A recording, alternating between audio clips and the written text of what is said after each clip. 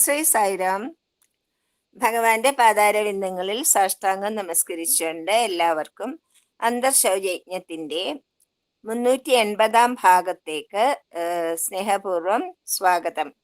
ഇന്ന് നമുക്ക് വേണ്ടി ഹോസ്റ്റ് ചെയ്യുന്നത് ശ്രീമതി സംഗീത ശിവപ്രസാദാണ്. നമുക്ക് വേണ്ടി അനൗൺസ് ചെയ്യാൻ പോകുന്നത് ഡോക്ടർ സതീഷ് കുമാറാണ്. നമുക്ക് വേണ്ടി വായിക്കാൻ പോകുന്നത് ശ്രീമതി ശൈല കോഴിക്കോട് നിന്നാണ്. ശൈല, മാഷ് പറയണത് പോലെ കേട്ടോളൂ കേട്ടോ. സായിരാം. മാഷെ പറഞ്ഞോളൂ.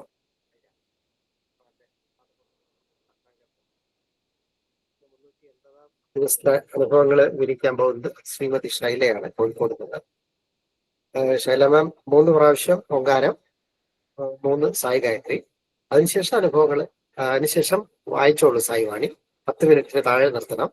അതിനുശേഷം ഒരു 15 മിനിറ്റ് അനുഭവങ്ങൾ പറയാം. തുടങ്ങിക്കോളൂ സായി. ക്യാമറ ഓണാക്കിക്കോളൂ.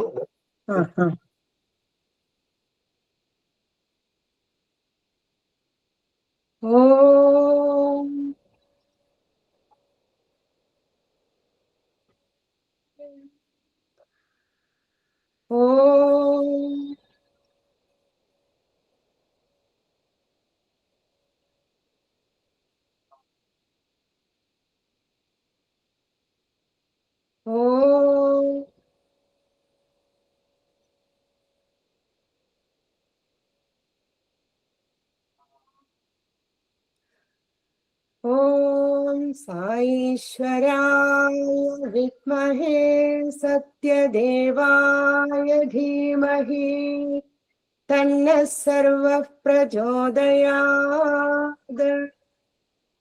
ഓം സായീശ്വരായ വിദ്മഹേ സത്യദേവായ ധീമഹി തന്നഃ സർവഃ പ്രചോദയാത്.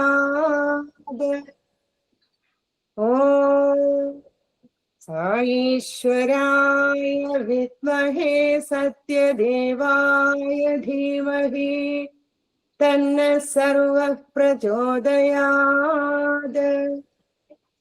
ഓം ശാന്തി ശാന്തി ശാന്തിഃ. സലാം.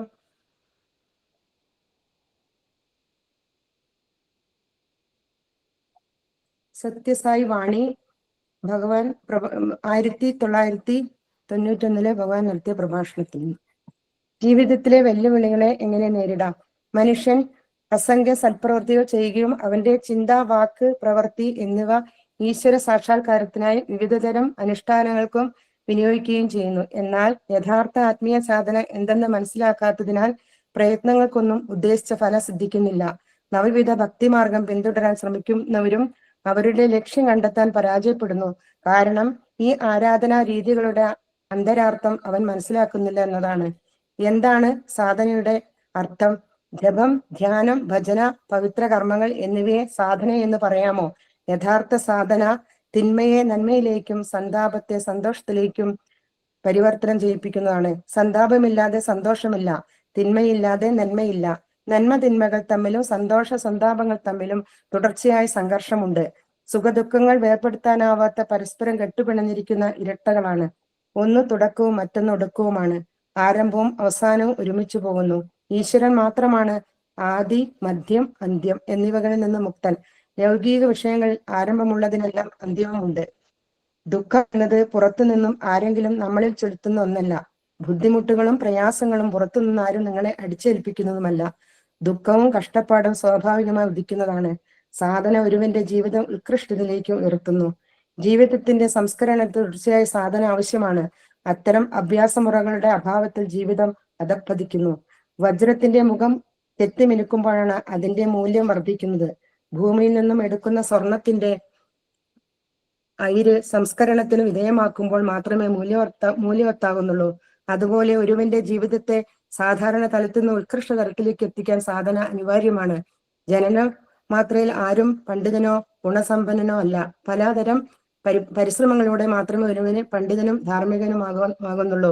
സൃഷ്ടിയിൽ പല കാര്യങ്ങളും സ്വാഭാവികമായും അധമമായുമുണ്ട്. അവയിൽ നിന്നും നല്ലത് ഉളവാക്കുന്നു. ഒരുവൻ എന്തെങ്കിലും ആഗ്രഹിക്കുമ്പോൾ ആ ആഗ്രഹം മറ്റൊന്നിന് പ്രതികൂലമായി പ്രതികൂലമായി തീർന്നെന്ന് വരാം. മനുഷ്യജീവിതം ഇഷ്ടാനിഷ്ടങ്ങൾക്കും നല്ലതും നീന്തവുമായ ചിന്തകൾക്കും യോജിപ്പിനും വിയോജിപ്പിനും വിധേയമാവുന്നു. അതിനാൽ സംസാരത്തെ തിരകൾ സ്ഥിരമായി യോജിക്കുകയും വിയോജിക്കുകയും ചെയ്യുന്ന അനന്തര സാഗരമായി താരതമ്യം ചെയ്തിരിക്കുന്നു. ഈ സമുദ്രം തന്നെ മുത്തും പവിഴവും ഉൾക്കൊള്ളുന്നതാണ്. അതിനാൽ ജീവിതത്തിലെ പരീക്ഷണങ്ങളും ക്ലേശങ്ങളും നേരിടേണ്ടതായിട്ടുണ്ട്. ഇതിൽ നാം പരാജയപ്പെട്ടാൽ നമ്മുടെ ജീവിതം മൂല്യരഹിതമായിരിക്കും. മനസ്സിന്റെ ശക്തി വർണ്ണനാതീതമാണ്. സാധനയിലൂടെ എന്തും നേടാം എന്നൊരു ചൊല്ലുണ്ട്. സാധനയെന്നാൽ തിന്മയെ നന്മയായും ദുഷ്പ്രവൃത്തിയെ സൽപ്രവൃത്തിയായും പരിവർത്തിപ്പിക്കുകയാണ് എന്നാണ്. മനസ്സിന്റെ ശരിയായ ഉപയോഗമാണ്. മനസ്സിന്റെ പ്രഭാവത്തെപ്പറ്റി മനുഷ്യന് വേണ്ടത്ര അവബോധമില്ല. മനസ്സാണ് സന്തോഷ സന്താപങ്ങൾക്ക് കാരണം. മനസ്സിന്റെ ശക്തികൾ വർണ്ണനാതീതമാണ്. ഒരു ക്ഷണനേരത്തിൽ നിന്നും പ്രപഞ്ചത്തെയൊക്കെ ചുറ്റിത്തിരിക്കാനും അടുത്ത ക്ഷണം അതിന് ശൂന്യമാകാനും കഴിയും. ക്ഷണനേരത്തിൽ കൊഴിയാനുമാകും. മനസ്സാണ് നന്മകൾക്കും തിന്മകൾക്കും കാരണം. നാം ആഹാരം കഴിക്കുമ്പോഴും ആഹാരം നമ്മളാണ് ദഹിപ്പിക്കുന്നതും അന്നം ശരീരത്തെ നിലനിർത്തുന്നുവെന്ന് നാം വിചാരിക്കുന്നു. പക്ഷേ ആഹാരമല്ല നമുക്ക് വീര്യവും ഊർജവും പകരുന്നത്. മനസ്സാണ് ഇതിന് ഉത്തരവാദി. നാം ആഹാരം കഴിക്കുമ്പോൾ മനസ്സ് ശാന്തവും സന്തുഷ്ടവും അല്ലെങ്കിൽ ആഹാരം വിഷമാകാൻ സാധ്യതയുണ്ട്. മനസ്സാണ് മനുഷ്യനെ മാനവത്തിൽ നിന്നും മാനവത്വത്തിലേക്ക് ഉയർത്തുന്നത്. അതിനാൽ ചിന്ത, വാക്ക്, പ്രവൃത്തി എന്നിവയിൽ വിശുദ്ധി ഉറപ്പാക്കേണ്ടത് അനിവാര്യമാണ്. മനസ്സിന്റെ പ്രേരണ ശക്തിയില്ലാതെ മനുഷ്യന് ഒന്നും നേടാനാവില്ല. ധനം, ശാരീരിക ശക്തി, പാണ്ഡിത്യം, പദവി എന്നിവയുടെ അടിസ്ഥാനത്തിൽ മനുഷ്യൻ അഹങ്കാരഭരിതനായി തീരുന്നു. വളരെ കുറച്ചു പേർക്ക് മാത്രമേ അഹങ്കാരം മനുഷ്യനെ എങ്ങോട്ട് നയിക്കുന്നു എന്നറിയാൻ കഴിയുള്ളൂ. മനുഷ്യൻ പലപ്പോഴും മുതിർന്നവരിൽ നിന്ന് തങ്ങൾ 100 വയസ്സ് വരെ ജീവിച്ചിരിക്കാൻ ആശീർവാദം സ്വീകരിക്കാറുണ്ട്. എന്നാൽ അനുഭവത്തിൽ പലരും മധ്യവയസ്സിലോ അതിനു മുൻപോ മരിക്കുന്നതായിട്ടാണ് കണ്ടുവരുന്നത്. ഒരുവന്റെ ആയുസിന്റെ ദൈർഘ്യത്തെ സംബന്ധിച്ച സത്യം ആർക്കും അറിയില്ല. 100 വർഷത്തെ ആയുസ് എന്ന് ഉറപ്പ് വിശ്വസിക്കാനാവില്ല. ജീവിതത്തിന് ബാല്യത്തിലോ യൗവനത്തിലോ വാർദ്ധക്യത്തിലോ വെള്ളത്തിലോ കരയിലോ ആകാശത്തിലോ വനത്തിലോ പട്ടണത്തിലോ അന്ത്യം സംഭവിക്കാം. മനുഷ്യന്റെ ആയുസിന്റെ ദൈർഘ്യം നിർണ്ണയിക്കാൻ ആർക്കും യോഗ്യതയില്ല. പിന്നെ എന്തിനു വേദങ്ങളിൽ മനുഷ്യന് 100 വർഷത്തെ ആയുസിനെ കുറിച്ച് പരാമർശിക്കുന്നു? ഇത് ഗ്രന്ഥകർത്താക്കളുടെ തമാശയൊന്നുമല്ല, ഇതാണ് സത്യം. എല്ലാ മനുഷ്യനും 100 വയസ്സുവരെ ജീവിച്ചിരിക്കേണ്ടതാണ്. എന്നാൽ എന്താണ് അകാല ചരമത്തിന് കാരണം? മനുഷ്യന്റെ ദുഷ്പ്രവണതയാണ്. അഹങ്കാരം, അസൂയ, ദുഷ്ടചിന്തകൾ, ദുഷ്പ്രവൃത്തികൾ മുതലായ മനുഷ്യ ആയുസ്സിലെ ചിഹ്നഭിന്നമാക്കുന്നു. അവന്റെ ദുർഗുണങ്ങൾ ആയുർദൈർഘ്യം കുറയ്ക്കുന്നു. മനുഷ്യന്റെ ജീവിതം സൽചിന്തകളാലും സൽപ്രവൃത്തികളാലും നിർഭയമാക്കാൻ അവന് 100 വയസ്സുവരെ ജീവിക്കാനാകും. പ്രാചീന മുനിമാരുടെ സുദീർഘ ജീവിതത്തിന്റെ രഹസ്യം ഇതായിരുന്നു. മനുഷ്യന് ഇന്ന് തന്റെ ജീവിതം ദുശ്ചിന്തകളും ദുഷ്പ്രവൃത്തികളും കൊണ്ട് പാഴാക്കി അശുഭമായി അവസാനിപ്പിക്കുന്നു. അഹങ്കാരം മനുഷ്യന്റെ വീക്ഷണത്തിനു മങ്ങലേൽപ്പിക്കുന്നു. വിദ്യാർത്ഥികളെ ഉത്സാഹത്തോടെ സൽചിന്തകളും സൽപ്രവൃത്തികളും പരിപോഷിപ്പിക്കുവാൻ ഈശ്വരഭക്തി വർദ്ധിപ്പിക്കുക. ഇന്ന് ഈശ്വരവിശ്വാസം അധംപതിച്ചിരിക്കുന്നു. ധർമ്മത്തോടുള്ള ആഭിമുഖ്യം ക്ഷയിച്ചിരിക്കുന്നു. ഭക്തിക്ക് മൂല്യമില്ലാതായിരിക്കുന്നു. ഇത്തരം സാഹചര്യത്തിൽ 100 വർഷത്തെ ആയുസ് എന്ന ഉറപ്പ് എങ്ങനെ നിറവേറ്റപ്പെടും? ജനങ്ങൾ ആത്മവിശ്വാസം വികസിപ്പിക്കണം. അവനവനിൽ തന്നെ വിശ്വാസമില്ലെങ്കിൽ മനുഷ്യനെ എങ്ങനെ മറ്റുള്ളവരുടെ വിശ്വാസം പ്രചോദിപ്പിക്കും? അവനവനിലെ ദിവ്യത്വം തിരിച്ചറിയണം. ഒരു അന്ധൻ ആദിത്യനെ കാണാനാകില്ല. അഹങ്കാരം കൊണ്ട് നിർഭനായ ഒരുവനെ ആത്മാവിനെ അറിയാനാകില്ല. അഹംഭാവം മനുഷ്യന്റെ വീക്ഷണത്തെ മൂടി മങ്ങിയതാക്കുന്നു. അഹങ്കാരം ഒഴിവാക്കുക. ധനം, പദവി, അധികാരം എന്നിവയെല്ലാം മേഘങ്ങളെ പോലെ ക്ഷണികവും നശ്വരവുമാണ്. തന്റെ പകുതി സമയവും ധനസമ്പാദനത്തിനായി വിനിയോഗിക്കുന്നു. മനുഷ്യൻ അതിന്റെ ഒരംശമെങ്കിലും ഈശ്വര ചിന്തയ്ക്കായോ മറ്റുള്ളവരെ സഹായിക്കുന്നതിനോ സമർപ്പിക്കുന്നുണ്ടോ? ജീവിതം മുഴുവനും സ്വാർത്ഥതയ്ക്ക് പിന്നാലെ പായുന്നതായി അവർ വിനിയോഗിക്കുന്നു.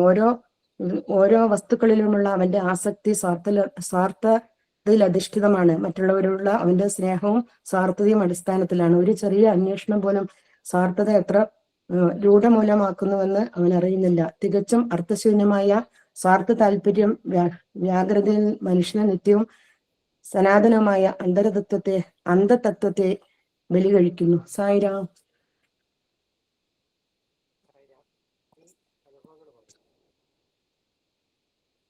ഇനി അനുഭവങ്ങൾ പങ്കുവെച്ചോളൂ. സായിരാം, ഞാൻ കോഴിക്കോടല്ല കേട്ടോ, വയനാട്ടില് സുൽത്താൻ ബത്തേരി സമിതിയിലെ ഒരു അംഗമാണ്. എന്റെ പേര് ശൈല. ഞാൻ വയനാട് സുൽത്താൻ ബത്തേരിയിലെ അംഗമാണ്.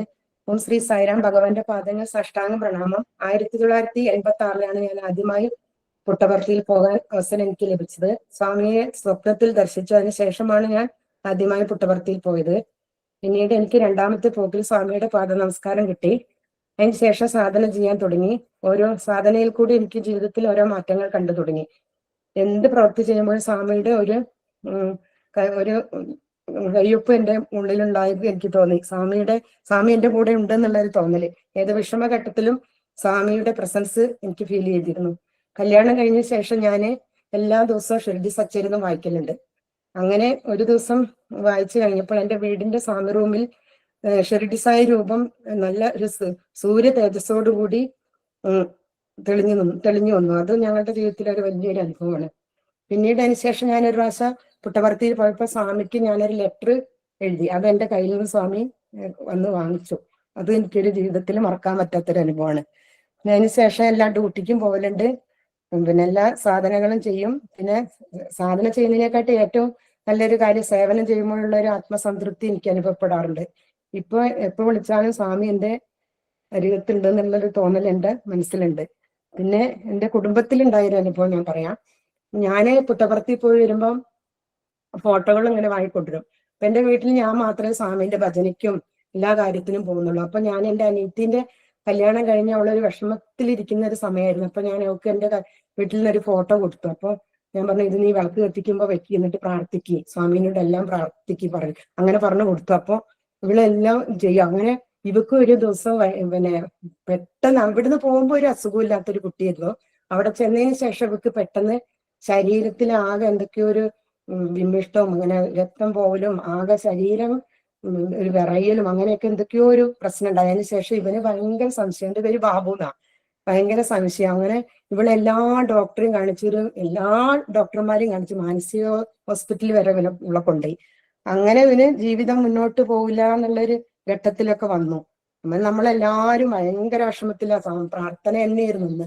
അങ്ങനെ കുറെ കഴിഞ്ഞപ്പോ ഇവന് മുന്നോട്ട് പോയില്ല. ഇവന് എന്തൊക്കെയോ സംശയം, ഇവളെ കൂടെ ജീവിക്കാൻ പറ്റില്ല എന്നുള്ളൊരു അവസ്ഥയിലെത്തിയപ്പോ ബന്ധം വേർപെടുത്താനുള്ളൊരു ഘട്ടം വന്നു. അങ്ങനെ ഇവിടുന്ന് ഞങ്ങളെ വീട്ടിൽ നിന്ന് എൻ്റെ ചേച്ചീന്റെ ഞങ്ങൾ 5 പെൺകുട്ടികളാണ്.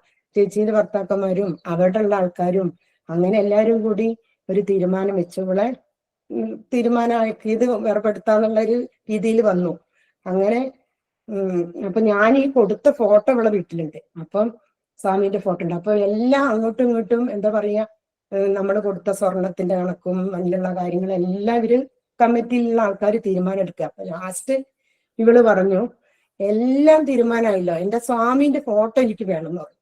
എന്റെ സ്വാമിന്റെ ഫോട്ടോ എനിക്ക് ഇപ്പൊ കിട്ടണം, എനിക്കത് വേണമെന്ന്.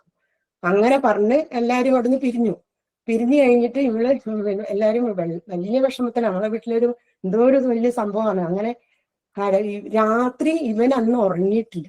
ബാബു എന്ന് പറഞ്ഞാണ്. ഇവന് രാത്രി ഉറങ്ങാൻ സ്വാമി സമ്മതിച്ചിട്ടില്ല. രാവിലെ നേരം വെളുത്തു ഇവന് ഏട്ടനെയും അനിയനെയും എല്ലാരും കൂട്ടിയിട്ടുണ്ട് വീട്ടിലേക്ക് വരുന്നു. അപ്പൊ പറയാണ് സ്വാമി, അല്ല ഇവൻ പറയാ, സുനി ഇല്ലാതെ എനിക്ക് ജീവിക്കാൻ പറ്റില്ല, സുനീനെ ഞാൻ കൊണ്ടുപോവാണ്, എന്തായാലും ഞങ്ങൾ ഒന്നിച്ച് ജീവിച്ചോളാം. അപ്പൊ ഞാൻ വിശ്വസിച്ച സ്വാമി ഇത് നന്നായിട്ട് സ്വാമിന്റെ ഒരു ശക്തിയിൽ പ്രവർത്തിച്ചിട്ടുണ്ട്. ആ ഒരു ശക്തിയിലാണ് ഇവരുടെ ജീവിതം മുന്നോട്ട് പോയത്. അങ്ങനെ ഇപ്പൊ ഒരു കുഴപ്പമൊന്നുമില്ല, സുഖമായി ജീവിക്കുന്നുണ്ട്. 2 കുട്ടികളായി.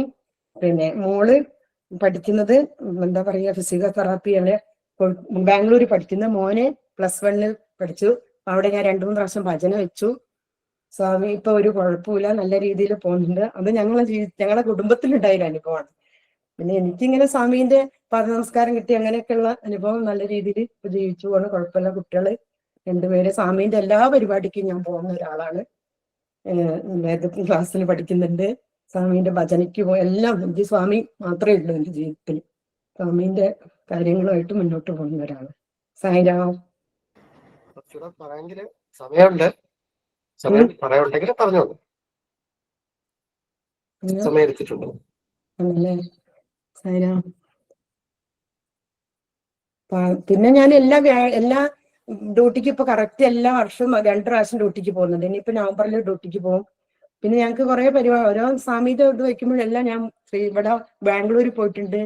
കുറെ സ്വാമീനെ അത്രയായിട്ട് അടുത്തുനിന്ന് കണ്ടിട്ടുണ്ട്. സ്വാമി ആയിട്ടുള്ള അത്രയും അടുപ്പുണ്ട് എനിക്ക് സ്വാമിയായിട്ടുള്ള. പിന്നെ എന്താ വെച്ചാൽ സ്വാമി മാത്രമേ ഉള്ളൂ. സ്വാമീന്റെ വേറെ ജോലിക്കൊന്നും പോകുന്നില്ല, ഭജനയ്ക്ക് പോകും. അത് കുറെ കല്യാണം കഴിഞ്ഞതിന്റെ മുന്നേ തുടങ്ങിയതാ ഭജന. സ്വാമിയായിട്ടുള്ള ഒരു അടുപ്പം. എൻ്റെ 2 മക്കളും അങ്ങനെ തന്നെ. 2 മക്കളും മൂത്ത മോൻ സ്പിരിച്വലാണ് സമിതിയിലെ, ചെറിയ മോന് അവിടെ തൃശ്ശൂര് വർക്ക് ചെയ്യുന്നുണ്ട്. അവൻ അവിടുത്തെ സമിതിയിൽ പോകുന്നുണ്ട്. അങ്ങനെ എല്ലാ സ്വാമി ആയിട്ടുള്ള ഒരു ജീവിതമാണ് എൻ്റെ. സായിരാം. ഇത്രയേ ഉള്ളൂ പറയാൻ. ഇനി അങ്ങോട്ടുള്ള ജീവിതവും അങ്ങനെ തന്നെ പോകും. സ്വാമി വളരെ നന്നായിരുന്നു. ഭംഗിയായിട്ട് ഹൃദയസ്പർശിയായ രീതിയിൽ പറഞ്ഞു. ഇനി നമുക്ക് ഒരു വീഡിയോ പ്രസന്റേഷൻ കാണാം. സ്വാമിയുടെ message.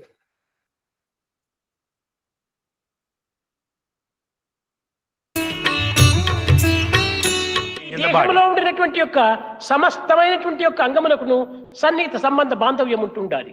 There is intimate relationship between different organs of the body. దేహంలో ఉండినటువంటి ఐకమత్యము మరి ఏ ఒక్క దీనిలో కూడా మనకు కనిపించదు.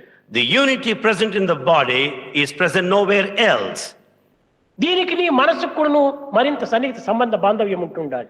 There is much more intimate relationship between the body and the mind. కనుక మనోదేహముల యొక్క ప్రభావాన్ని మానవుడు మొట్టమొదటిగా గుర్తించాలి. Man must realize the effect of the relationship between the body and the mind. మనసు యొక్క ప్రభావం కూడాను ఆరోగ్యం పైన అమితంగా ఉంటుంటాది. The thinking faculty of the mind has got effect on the body. కేవలం దేహం పైన మాత్రమే కాదు, జగత్తు పైన కూడాను మన ప్రభావం చాలా అధికంగా ఉంటుండాలి. The effects of the mind, they not merely reflect on the body but on the అందువలన world. వేదాంత ప్రబోధయందు మనోమూలం ఇదం జగత్. That's why in Vedantic parlance it is said, the entire world is of your own mind. కనుక మానవత్వములో ఈ దివ్యత్వం అనేటువంటి యొక్క దైవత్వము అనేక విధములైనటువంటి యొక్క మార్గము లోపల మానవునికి ప్రతిబింబిస్తూ ఉంటుండాలి. Like this, the divinity in man reflects in his own life in various ways. కనుకనే మానవ సేవే మాధవ సేవ అని చెప్తూ వచ్చారు. Service to humanity is service to God. మానవుడు మానవుడు కాదు, మానవుడు దేవుడే. Human being is not just a human being, he is God himself. ఏ సేవలు చేసినప్పటికీ దైవ సేవగానే మనం భావించాలి. Whatever service that is rendered, it amounts to service to God.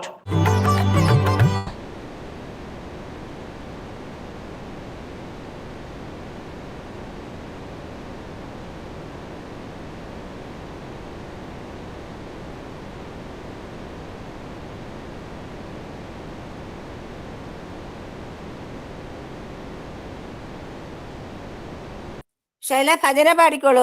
Sai Ram. Sai Ram. സുന്ദരവദനീ Suguna മനോഹരി, സുന്ദരവദനീ സുഗുണ മനോഹരി, മന്ദഹാസമുഖ ശശിവദനീ, മന്ദഹാസമുഖ ശശിവദനീ, ചന്ദന കുങ്കുമലങ്കൃതവദനീ, ചന്ദന കുങ്കുമലങ്കൃതവദനീ, സായി മഹേശ്വരി രാജരാജേശ്വരി, സായി മഹേശ്വരി രാജരാജേശ്വരി, സുന്ദരവദനീ സുഗുണ മനോഹരി, മന്ദഹാസമുഖ ശശിവദനീ, ചന്ദന കുങ്കുമ അലങ്കൃതവദനീ, ചന്ദന കുങ്കുമ അലങ്കൃതവദനീ, സായി മഹേശ്വരി രാജരാജേശ്വരി, സായി മഹേശ്വരി രാജരാജേശ്വരി. ഓം ശക്തിയോ, ഓം ശക്തിയോ, ഓം ശക്തിയോ, ഓം ശക്തിയോ, ഓം ശക്തിയോ, ഓം ശക്തിയോ, ഓം ശക്തിയോ, ഓം ശക്തിയോ, ഓം ശക്തിയോ, ഓം ശക്തിയോ, ഓം ശക്തിയോ, ഓം ശക്തിയോ, സുന്ദരവദനീ സുഗുണ മനോഹരി. സായിരാം. സായിരാം. ശൈല ഒരു ഭജന കൂടെ പാടിക്കോളൂ. നന്നായിട്ട് പാടുന്നുണ്ടല്ലോ. സായിരാം. നമോ നമോ നടരാജ നമോ ഹരജടാജൂഢധര ശംഭോ, നമോ നമോ നടരാജ നമോ ഹര ജടാജൂഢധര ശംഭോ നമോ നമോ നടരാജ നമോ നമോ നടരാജ പാവന ഗംഗാധാരി പാവന ഗംഗാധാരി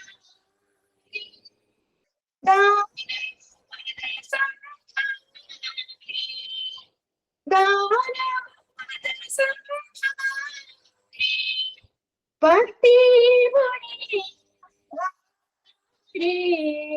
പത്തിപുരി വടക്കമ്പലൂരാണ് പരമദയാഗന ശൗരേ പരമദയാഗന ശൗരേ നമോ നമോ നടരാജ നമോ നമോ നടരാജ നമോ ഹര ജടാജൂഢധര ശംഭോ നമോ നമോ നടരാജ പാവന ഗംഗാധാരി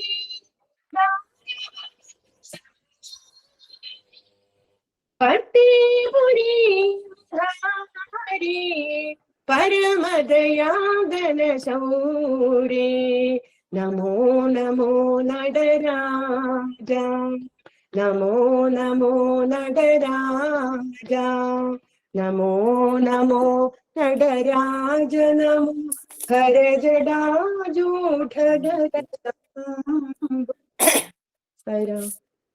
സൈരം. എന്തായാലും സമയമുള്ളതുകൊണ്ട് എനിക്ക് പരിചയമുള്ള ഒരു കുട്ടിയുടെ ഒരു അനുഭവം പറയാം. അതായത് അവര് വടക്കമ്പറൂരുള്ളവരായിരുന്നു. പക്ഷെ അവര് കുറച്ചു കാലത്തേക്ക് പുട്ടപർത്തിയിൽ വന്ന് ഒരു ടീച്ചറായിട്ട് വർക്ക് ചെയ്തു. ആ കുട്ടി അവിടെ ടീച്ചറായിരുന്നു. ലിനി ബിജിൽ എന്നാണ് പേര്. അപ്പോൾ ഞാൻ പുട്ടപർത്തിയിലെ മലയാളി കുട്ടികൾക്ക് വേണ്ടി ബാലവികാസ് ക്ലാസ് എടുക്കുന്നുണ്ടായിരുന്നു. ആ സമയത്ത് ഒരു ദിവസം ഈ ലിനി 2 മക്കളെയും കൊണ്ട് വന്നു. സായി കൃഷ്ണ, ശ്വേത, നല്ല സ്വീറ്റ് ആയിട്ടുള്ള 2 കുട്ടികൾ. പ്രത്യേകിച്ച് ആ ആൺകുട്ടി വളരെ സത്യമായ ഒരു മുഖം, ഒരു സ്വഭാവമുള്ള ഒരു കുട്ടി. അവനന്ന് ഒരു 8 വയസ്സേ ഉള്ളൂ. അപ്പൊ അങ്ങനെ സംസാരിച്ചപ്പോ ഒരു ദിവസം ലിനി കുറച്ച് സമയം ഇരുന്നിട്ട് പറഞ്ഞു, ആന്റി, ഞാൻ ഇതുവരെ ആരോടും പറയാത്ത ഒരു കാര്യം, എൻ്റെ അനുഭവം ആന്റിയോട് പറയാം. പുട്ടപർത്തിയിൽ എന്താണ് വന്നതെന്നൊക്കെ ഞാൻ ചോദിച്ചപ്പോൾ അതിനുള്ള കാരണങ്ങളൊക്കെ പറഞ്ഞു. അങ്ങനെ പറഞ്ഞതാണ്. അപ്പൊ അവർക്ക് വിവാഹം കഴിഞ്ഞ ശേഷം 8 വർഷം ഉണ്ടായിരുന്നില്ല. അവർ സൈഡ് ഡിവോട്ടീസേ അല്ല, ഫാമിലിയിൽ ആരുമല്ല, ലിനിയും ആയിരുന്നില്ല. പക്ഷെ ലിനിയുടെ ഒരു കൂട്ടുകാരി, സ്കൂളിലെ ടീച്ചർ, സൈഡ് ഡിവോട്ടിയാണ്. അപ്പൊ ഇവരാണെങ്കിൽ പല ഡോക്ടേഴ്സിനെ കണ്ടിട്ടും അല്ലാതെ ആർട്ടിഫിഷ്യലായിട്ട് എല്ലാം ശ്രമിക്കുകയാണ് കുട്ടികൾ ഉണ്ടാവാൻ. എന്ത് ചെയ്തിട്ടും കുട്ടികൾ ഉണ്ടാവുന്നില്ല. അപ്പൊ ആ കുട്ടി പറയായിരുന്നു, എൻ്റെ ഫയൽസ് തന്നെ, ഡോക്ടേഴ്സ് തന്നിട്ടുള്ള ഫയൽസ് തന്നെ ഒരു കെട്ട് വലിയൊരു ബ്രീഫ് കേസിനകത്ത് നിറച്ചു വെച്ചിരിക്കുകയാണ്. അത്ര അധികം ചികിത്സയാണ് ചെയ്തത്, പക്ഷെ ഒരു ഫലവും ഉണ്ടായില്ല. അങ്ങനെ ഇരിക്കുമ്പോ ഈ വലിയ സങ്കടം. അപ്പൊ ഈ ടീച്ചർ പറഞ്ഞു, ഞാൻ പുട്ടപർത്തിക്ക് പോവുകയാണ്, ഓണ സമയത്ത് അവധിയാണല്ലോ, എൻ്റെ കൂടെ വരൂ ലിനി, നമുക്കൊന്ന് പോവാന്ന് പറഞ്ഞു. അപ്പൊ ലിനിയുടെ വീട്ടിൽ ആരും ഡിവോട്ടീസ് അല്ല, മാത്രമല്ല അച്ഛനൊക്കെ വളരെ എതിർക്കുന്ന ആൾക്കാരുമാണ്. അപ്പൊ എന്തായാലും ലിനി പറഞ്ഞു, എന്തായാലും ഞാനൊന്ന് പോയിട്ട് വരാം എന്ന് പറഞ്ഞ് ഈ കൂട്ടുകാരിയുടെ കൂടെ ലിനി വന്നു. അപ്പൊ നല്ല തിരക്കുള്ള സമയമാണ്, ഭഗവാനുള്ള സമയമല്ലേ, ഓണത്തിൻ്റെ ഒക്കെ ഭയങ്കര തിരക്കാണ്. അപ്പം ഏറ്റവും ബാക്ക് സൈഡില്, ഒരുപാട് പുറകിലാണ് സ്ഥലം കിട്ടിയത്. അവിടെ ഇരുന്നിട്ട് എന്താ പറയേണ്ടതെന്നൊന്നുമല്ല, ഒരേ ഒരു ആഗ്രഹമേ ഉള്ളൂ, ഒരു കുഞ്ഞുണ്ടാവണം, അത് മാത്രമേ ആഗ്രഹമുള്ളൂ. അപ്പോ സ്വാമി അടുത്ത് കാണുന്ന യാതൊരു ലക്ഷണമൊന്നുമില്ല. സ്വാമി കാണുമോ, നമ്മളെ കാണുമോ ഒന്നും അറിയില്ല, അതിനൊന്നും വിവരങ്ങളൊന്നും അറിയത്തുമില്ല. അങ്ങനെ ഇരിക്കുമ്പോ അവിടെ ഇരുന്നിട്ട് ഭഗവാൻ ദർശനത്തിന് വന്നപ്പം വെറുതെ പ്രാർത്ഥിച്ചു, സ്വാമി, എനിക്കൊരു കുഞ്ഞിനെ തരണം, എത്ര കാലം കൊണ്ട് ഞാൻ സങ്കടപ്പെടുകയാണ്, എനിക്കൊരു കുഞ്ഞിനെ തരുവാണെങ്കിൽ ഞാൻ ആണായാലും പെണ്ണായാലും സായി ചേർത്ത് പേരിട്ടുകൊള്ളാം എന്ന് ഒരു മനസ്സുകൊണ്ട് സ്വാമിയോട് പറയുകയാണ്. സ്വാമി, എനിക്കൊരു കുഞ്ഞിനെ തന്നാൽ ഞാൻ ആൺകുട്ടിയാണെങ്കിലും പെൺകുട്ടിയാണെങ്കിലും സായി എന്ന പേര് ചേർത്ത് ഇടാം എന്ന് ഭഗവാൻ ഒരു വാക്ക് കൊടുക്കുകയാണ്. എന്നിട്ട് ഒരൊറ്റ ദിവസത്തേക്കാ വന്നത്, പിറ്റേ ദിവസം തിരിച്ചു പോവുകയും ചെയ്തു. അവിടെ ചെന്നു. ഒരാഴ്ച കഴിഞ്ഞപ്പോഴത്തേക്കും ഭയങ്കരമായിട്ട് വയറിളക്കം ഉണ്ടായി. വയറിളക്കം ഉണ്ടായപ്പോ അവരുടെ കുടുംബ ഡോക്ടറെ കാണാൻ പോയി. ഇത്രയും കാലം അദ്ദേഹത്തിന്റെ അടുത്ത് പോയിട്ടുണ്ടായിരുന്നില്ല ഈ കാര്യം പറ്റി. അദ്ദേഹം സ്പെഷ്യലിസ്റ്റ് ഒന്നും അല്ലല്ലോ. അതുകൊണ്ട് അദ്ദേഹത്തിന്റെ അടുത്ത് ഈ ഒരു കുട്ടികൾ ഉണ്ടാവാത്ത വിവരം പറഞ്ഞ് പോയിട്ടുണ്ടായിരുന്നില്ല. അപ്പൊ അവിടെ ചെന്നിട്ട് അദ്ദേഹത്തിന്റെ അടുത്ത് പറഞ്ഞു. അപ്പോഴാണ് അദ്ദേഹം ചോദിച്ചു, എന്താ മോളെ വിശേഷം എന്നൊക്കെ ചോദിച്ചപ്പോഴാണ് പറഞ്ഞത്, ഇങ്ങനെ കുട്ടികൾ ഉണ്ടാകാത്ത വിഷമമാണ് എന്ന് പറഞ്ഞിട്ട് പറഞ്ഞു. ആ ഫയൽസ് ഒക്കെ ഒന്ന് കൊണ്ടുവരൂ എന്ന് പറഞ്ഞു. അദ്ദേഹത്തിനെ കൊണ്ട് ആ ഫയൽസ് എല്ലാം കാണിച്ചിട്ട് ഇതൊക്കെ എടുത്ത് കളയൂ, ഇതൊന്നും വേണ്ട, ഞാൻ തരുന്ന മരുന്ന് മാത്രം കഴിക്കൂ എന്ന് പറഞ്ഞിട്ട് അദ്ദേഹം ഒരു മരുന്ന്, വയറിളക്കം മാറാനുള്ള മരുന്നും പിന്നെ ഒരു മരുന്നും കൊടുത്തിട്ട് ഒരു 2 ആഴ്ച കഴിഞ്ഞിട്ട് വരൂ, പീരിയഡ്സ് വരുമ്പോൾ വരൂ എന്ന് പറഞ്ഞു. അങ്ങനെ പീരിയഡ്സ് വന്നപ്പോഴത്തേക്കും ആ കുട്ടി പോയി. എന്നിട്ട് ഡോക്ടർ പറഞ്ഞു, ഞാൻ തരുന്ന മരുന്ന് മാത്രം കഴിച്ചാൽ മതി, കുട്ടികളൊക്കെ ഉണ്ടാവും, ഒന്നും ഭയപ്പെടണ്ട എന്ന് പറഞ്ഞു. നീ മറ്റേ പേപ്പറുകളൊന്നും നോക്കുക വേണ്ടെന്ന് പറഞ്ഞു. അങ്ങനെ ആ കുട്ടി അതൊക്കെ മാറ്റി വെച്ചു. എന്നിട്ട് 1 മാസം കഴിഞ്ഞപ്പോഴത്തേക്കും അടുത്ത മാസം പീരിയഡ്സ് വന്നില്ല. അപ്പൊ ഇവർക്ക് സംശയം, ഒരു വിശ്വാസവും ഇല്ല.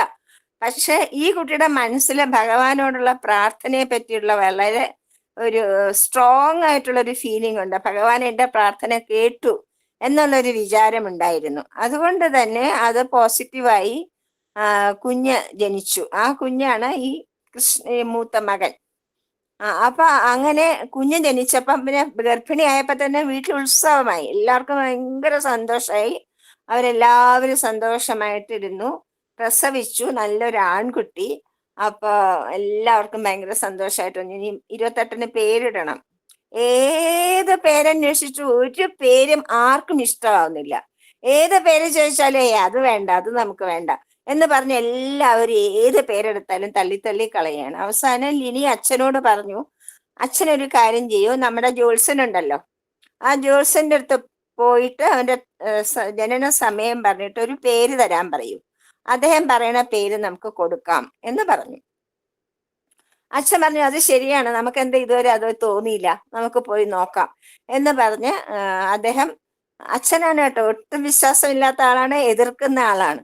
അദ്ദേഹം വേഗം ജോത്സ്യന്റെ അടുത്ത് പോയിട്ട് പറഞ്ഞു, ഇങ്ങനെ മകൾക്ക് കുഞ്ഞ് ജനിച്ചു, ഒരു പേരും അങ്ങോട്ട് യോജിക്കുന്നില്ല ജോത്സ്യരെ, അപ്പൊ ജോത്സ്യൻ ഒരു പേര് തരൂ എന്ന് പറഞ്ഞു. അപ്പൊ ജോത്സ്യന് പിന്നെ ജനന സമയമൊക്കെ കൊടുത്ത് നോക്കി.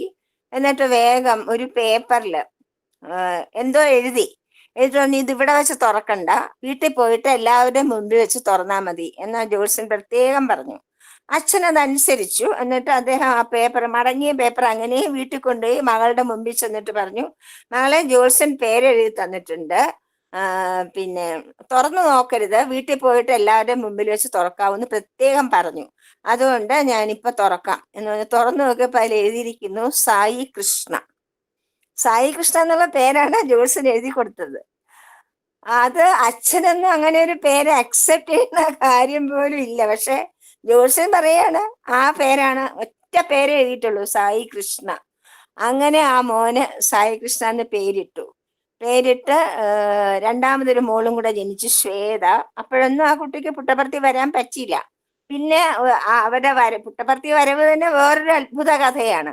എന്തായാലും വന്നു. അപ്പോഴത്തേക്കും ഭഗവാൻ ശരീരം വെടിഞ്ഞു പോയി കഴിഞ്ഞിരുന്നു. എന്നാലും വന്നിട്ട് സമാധിയില് കുഞ്ഞിനെ കൊണ്ടുവച്ച് നമസ്കരിച്ച് ഇവിടെ തന്നെ ടീച്ചറായിട്ട് ജോലി നോക്കി 2-3 വർഷം ഉണ്ടായിരുന്നു. അപ്പൊ എൻ്റെ ബാലവികാസ് ട്രസ്റ്റിൽ വളരെ റെഗുലറായിട്ട് നല്ല 2 കുഞ്ഞുങ്ങൾ വന്നുകൊണ്ടിരുന്നു.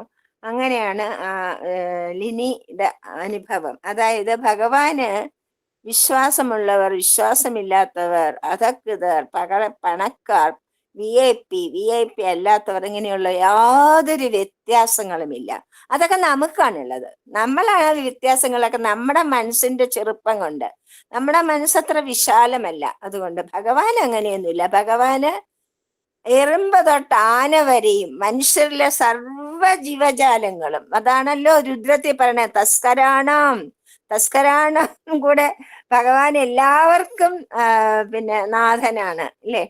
കള്ളന് പോലും നാഥനാണെന്ന് പറയുന്നില്ലേ? അപ്പൊ അതുകൊണ്ട് നമ്മുടെ ഭഗവാൻ അങ്ങനെ, ഭഗവാന് ഏത് ഈശ്വരന് സൃഷ്ടി എല്ലാത്തിലും ഒരേ സ്നേഹവും ഒരേ കാരുണ്യവുമാണ് ഉള്ളത് എന്നാണ് ഇങ്ങനെയുള്ള കഥകൾ നമുക്ക് പറഞ്ഞു തരുന്നത്.